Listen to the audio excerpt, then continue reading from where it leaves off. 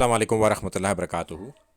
آج ہم بات کریں گے کہ حضرت عمر رضی اللہ تعالیٰ عنہ نے تراویح کی کتنی رکعت کا حکم دیا تھا۔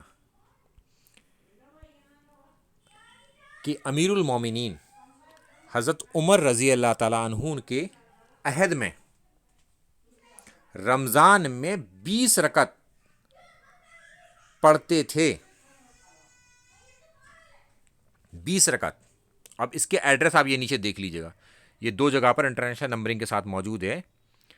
اب اس سے متعلق اب ہم بتاتے ہیں کہ یہ روایت امام بخاری کے استاد علی بن الجاد کی کتاب مسند ابن الجاد سے ہے۔ باقی تمام راوی بخاری و مسلم کے راوی ہیں، یعنی کہ کلام آسان نہیں ہے ان کے خلاف، کیونکہ بخاری مسلم کے، اور اس پر اہل سنت کا اجماع ہے کہ بخاری مسلم بالکل ٹھیک ہے۔ اب ہم اس کے آگے کی بات کرتے ہیں۔ شرح مسلم میں النووی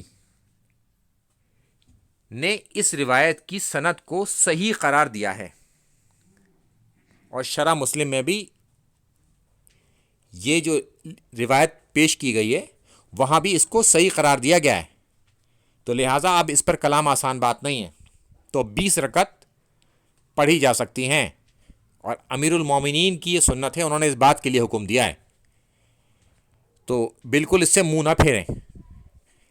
نفلی عبادت ہے، جو جتنی چاہے اتنی پڑھ سکتا ہے، مگر حضرت عمر رضی اللہ تعالیٰ عنہ نے 20 رکعت پر لوگوں کو جمع کیا تھا، یہ بات ثابت ہوتی ہے۔ السلام علیکم ورحمۃ اللہ وبرکاتہ۔